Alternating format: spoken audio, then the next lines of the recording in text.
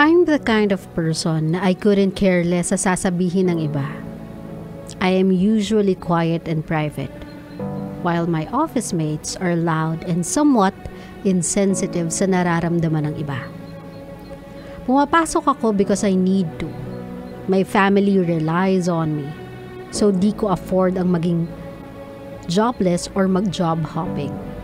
I am different. Thick glasses, bulol minsan, off ang fashion choices dahil di ko naman priority ang damit. As long as na nagagamit pa, go lang.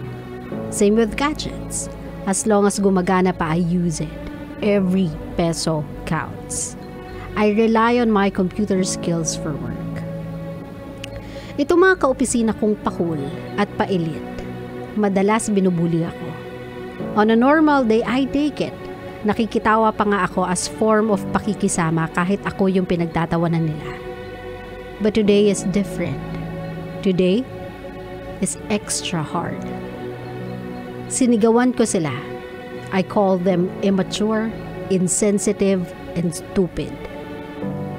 Kasi they decided it would be funny na sinama nila yung jacket ko na kupas at may onting sira sa mga binox naming ipinamigay sa less fortunate.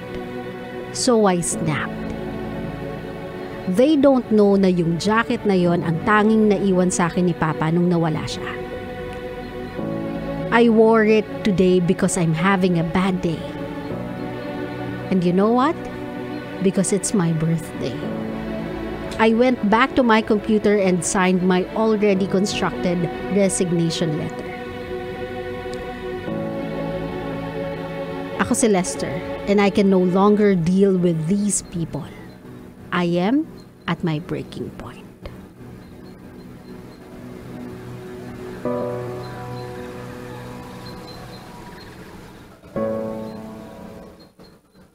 My love, bullying is never good in any way. It should never be normalized. It should never be a way or a form of bonding with your friends.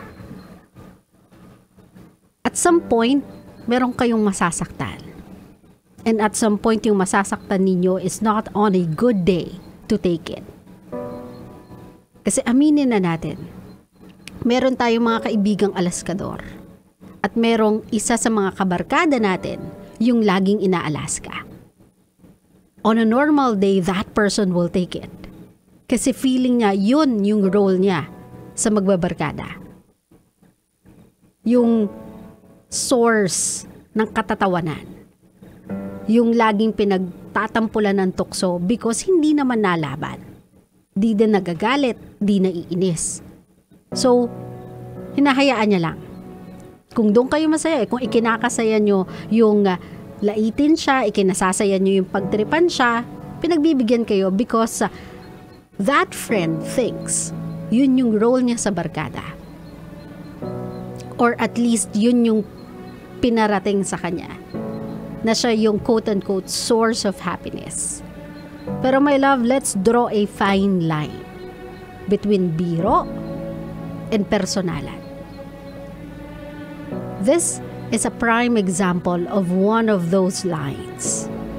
On a normal day, this person will take everything na meron kayo against him or every funny thing na naiisip ninyo na pantitrip sa kanya.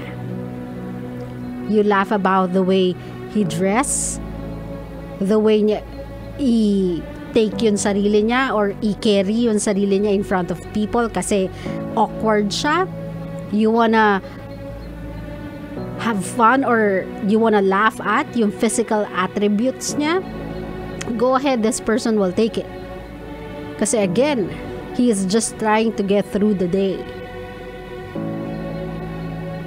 Pero when a person is going through something, they feel extra strong. They also feel extra sensitive. They feel extra brave. So when they snap, they snap. And for a person that doesn't talk, for a person na too kind, for a person na funny sa mata ng iba, pero iba kasi yung funny sa pinagkukuhanan nyo ng pinagkakatawanan ninyo eh. That means a lot.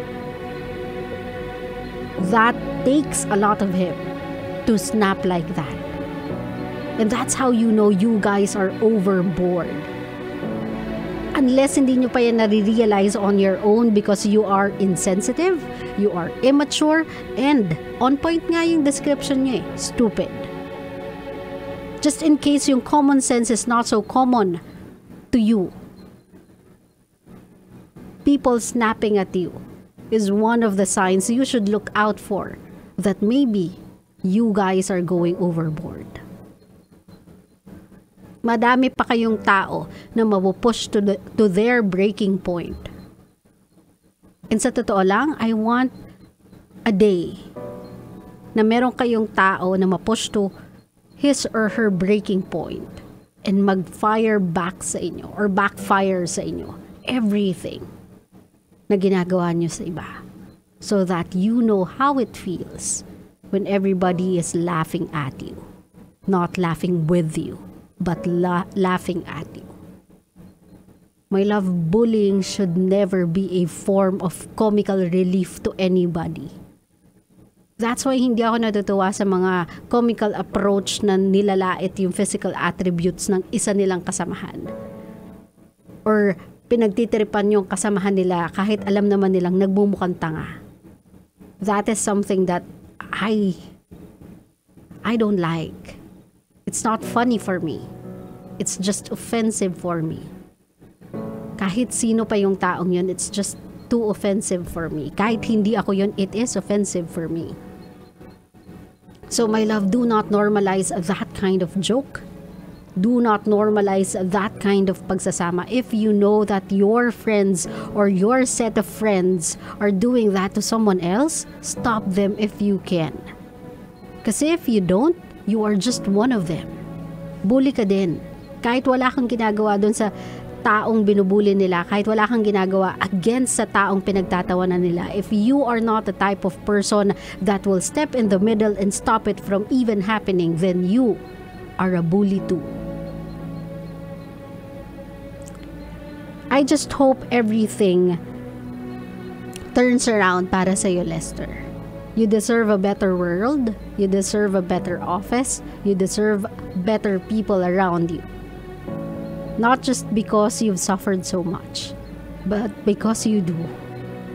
You have worked so hard para ma-attain kung ano man yung skills na meron ka, and you deserve respect from people because of that.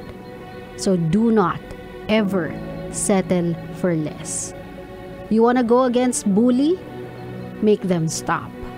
Tell them to stop. Voice it out. Communicate. Claro? Claro.